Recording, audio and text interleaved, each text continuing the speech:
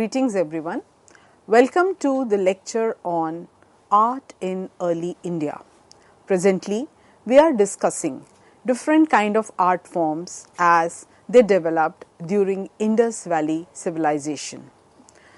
Right now, I would be talking about terracotta as an important form of art form as it developed. Gujarat and Kalibangan were important areas where different kind of statues, figurines were located, and most of these appeared lifelike. A few figures of bearded males with coiled hairs were found in terracotta. Legs were slightly apart and arms were parallel to the sides of the torso.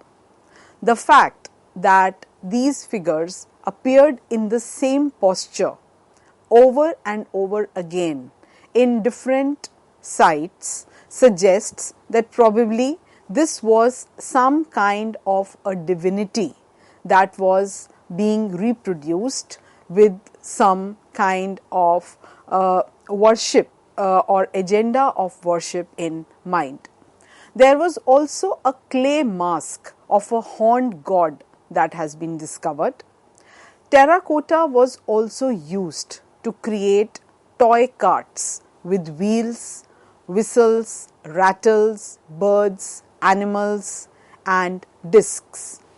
Mother goddess figurines were also very important clay figures that were made as terracotta figurines.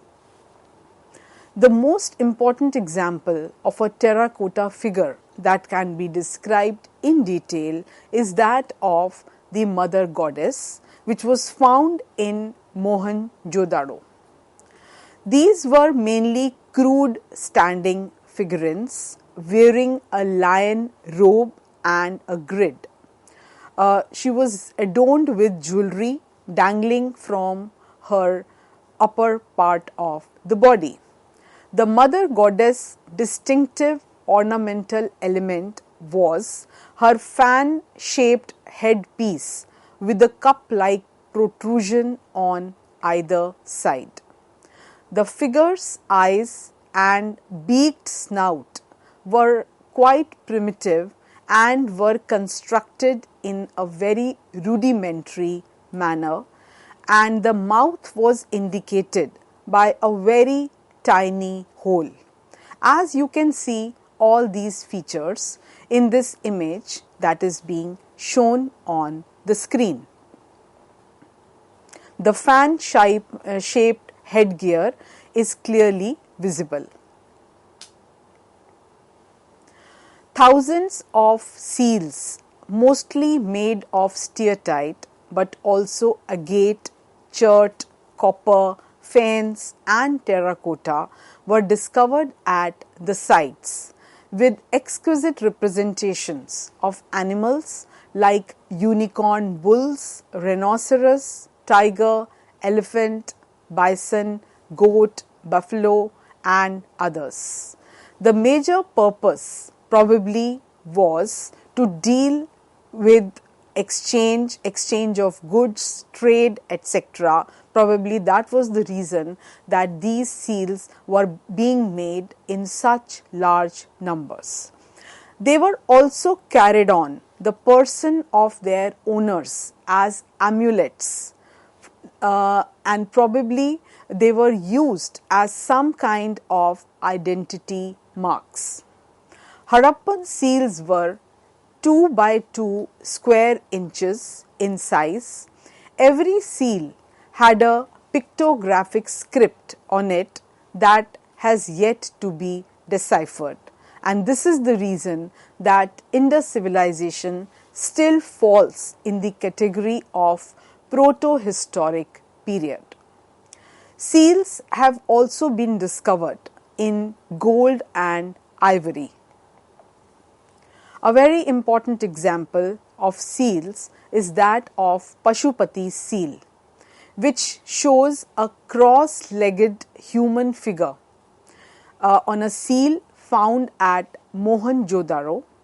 A tiger and an elephant are represented on the right side of the image, while a rhinoceros and a buffalo are depicted on the left.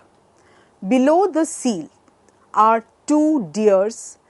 The figure's head bears three horns, as you can see in this image that is being shown.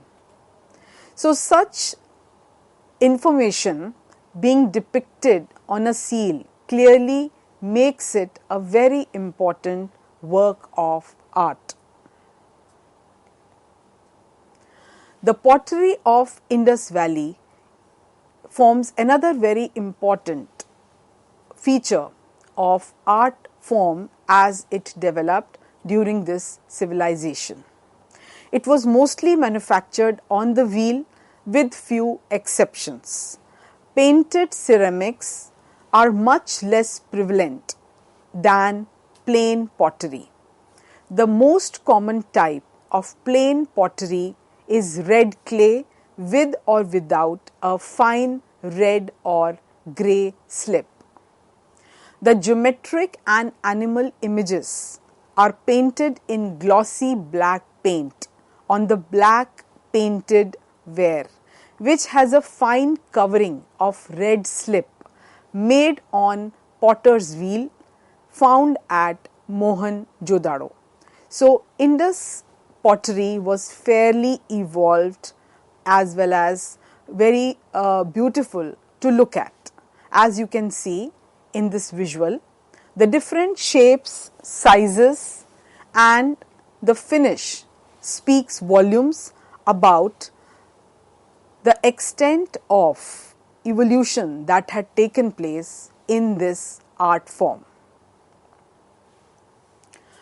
Another very important contribution was that in the field of ornaments, beads, cosmetics, Harappan population adorned themselves with a great range of jewelry made from a wide range of materials, which included metals, jewels, bone, baked clay, beads, etc.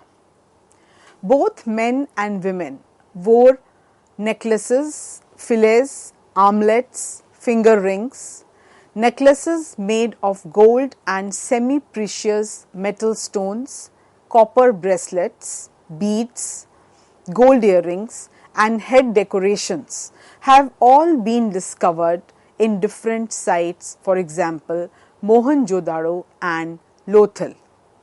At Farmona in Harappa, a cemetery was discovered where dead people were buried along with jewelry.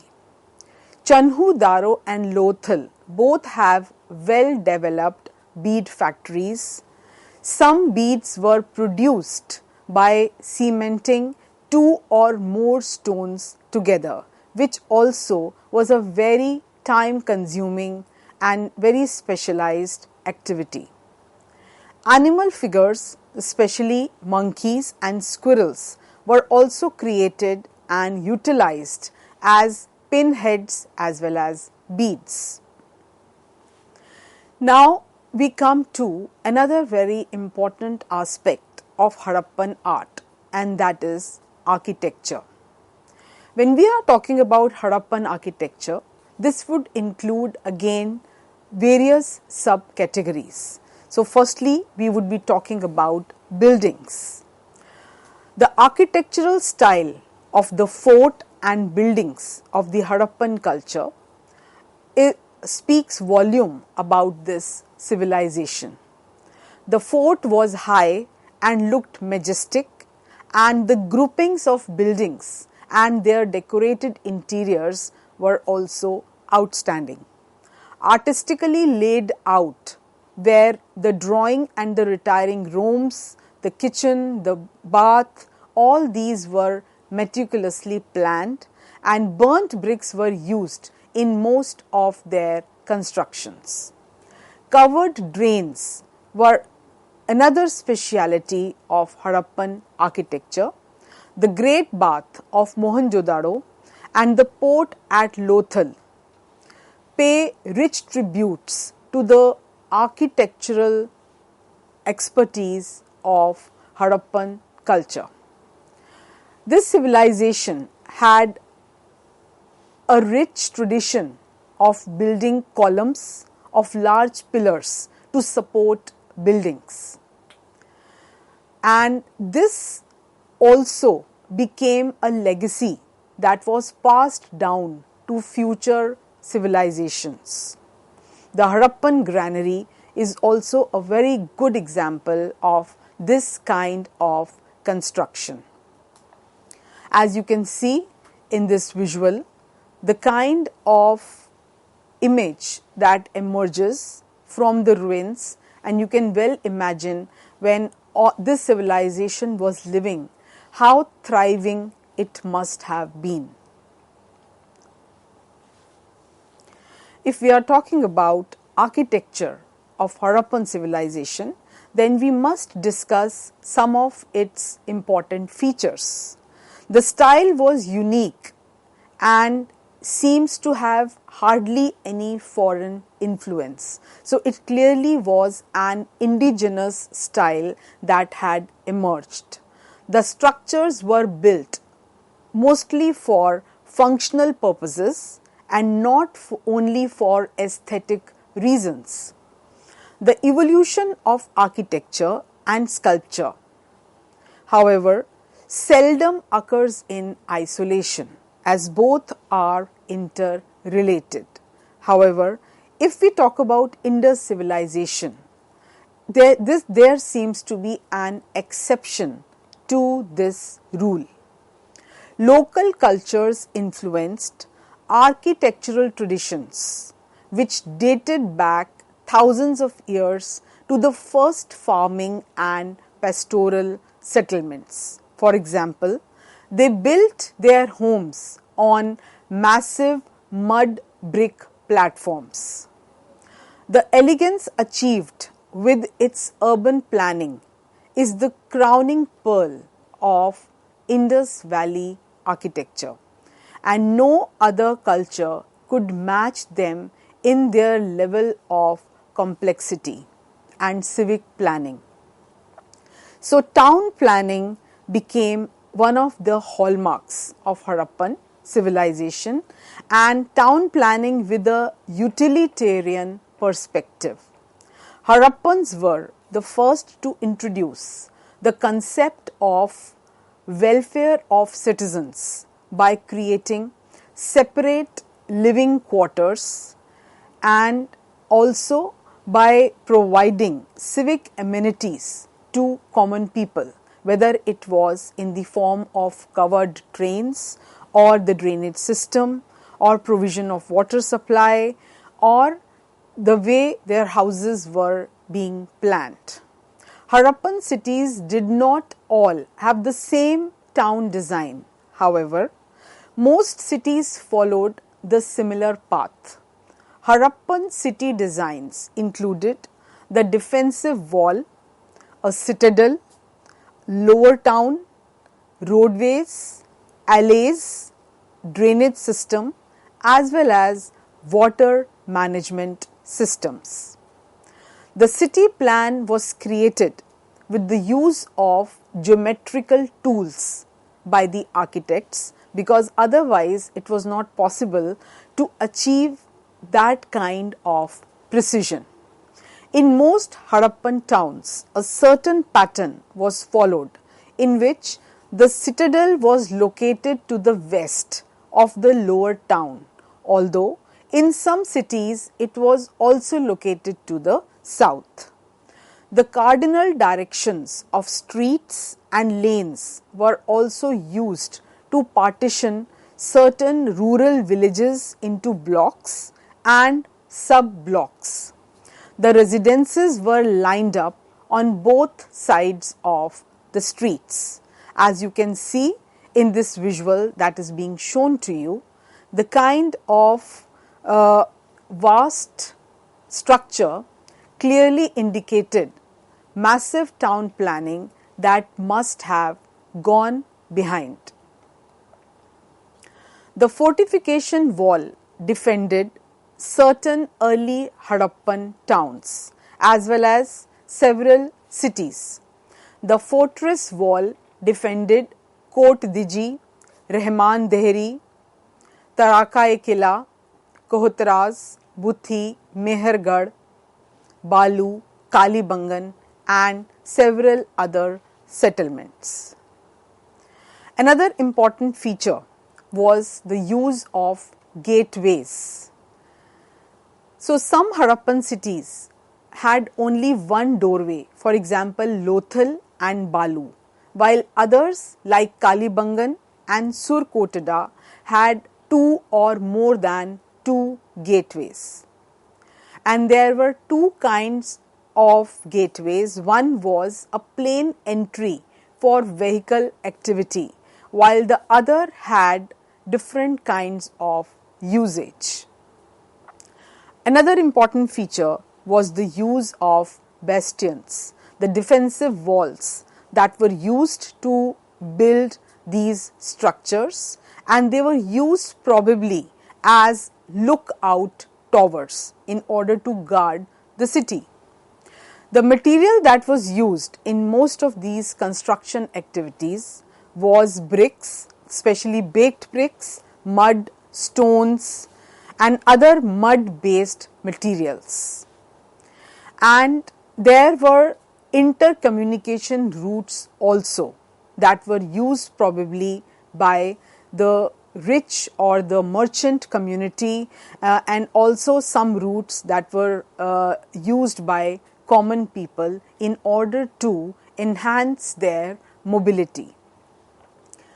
Talking about citadel or the lower town, Harappan cities were divided into walled sectors in separate portions of the settlements, which were known as citadels or lower towns. The citadel was constructed on a raised plate shape, while the lower town was constructed at a lower level. This probably also indicates that there was some kind of class system that was existing, as we cannot talk about caste system having developed at that time. So, probably citadel was the place where the rulers or the rich and the powerful stayed, while the lower town was probably inhabited by the ordinary citizens. The citadel was smaller than the lower town, while the citadel included public structures like the Great Bath. The lower town solely had private residences or buildings. Some cities like Harappa, Mohenjo-daro, Kalibangan, Banavali, Rakhigarhi, Lothal, Dholavira and others had citadel and lower town settlements, but some cities did not have.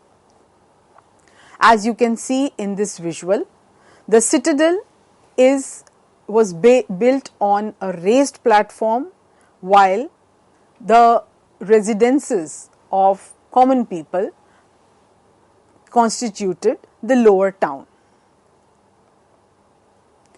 Another very important feature of this civilization was the grid pattern. By 2600 BCE, the main towns of Indus civilization like Mohenjo-daro and Harappa were built with bricks split by a grid of straight streets running north to south and east to west. Harappans also built their dwellings on platforms in order to avoid flooding. So, another very important feature of architecture of this civilization was the drainage pattern. Now, when we are talking about drainage pattern, this would include reservoirs. So, the Harappans were hydraulic engineering masters. They devised an effective technique. The drains were built with drips at regular intervals for self-cleaning. Drains were also very important feature of the drainage system. Small drains emptied into private drains, and big drains drained into huge drains. The enormous sewers carried the city's wastewater outdoors, where it was disposed of in open areas or in ponds of various types. Stones or huge bricks were used to conceal certain drains. Soakage jars, manhole cesspools, and other drainage system components were vital to this civilization. Granaries were another very essential feature, and the granary was Mohenjo-daro's greatest structure, while Harappa had roughly 6 granaries or storehouses that were used to store grain in huge storage bins that have also been excavated. The Great Bath in Mohenjo-daro was located to the east of the granary. It is the oldest water tank ever discovered in ancient world. The bath's floor was made up of 5 levels. It was so waterproof that it still holds water. There were locker rooms. It was most likely utilized at religious events and festivities. And most of these are speculations based on common sense, because the script of this civilization has still not been deciphered. As you can see in this visual of the Great Bath, the kind of planning that would have gone into it is clearly visible. Now, coming to the aspect of houses. The houses were of different sizes, which also indicates the class division that probably existed in this civilization. The dwellings were constructed of bricks, the baked bricks. There was a central courtyard, a well, a bathing place, and a kitchen, which was these features were found in most of the dwellings. Each home was immediately connected to an effective drainage system, indicating a well-developed municipal infrastructure. However, this civilization is conspicuous with the absence of temples and any other kind of religious site. Some religious practices, however, were related or have been related to the Great Bath. No monuments or any kind of armament facility has been unearthed or discovered in the excavations belonging to this civilization. While several other contemporary civilizations have depicted different kind of remains associated with prisoners or armaments, etc. So therefore, it emerges that probably this civilization was more focused on trading activities, and the early river valley civilization in India was notable for having a very cooperative culture without undue influence of rulers, because that again has not been unearthed during the course of archaeological evidence. The focus appears to have been on peaceful trade rather than military or power expansion.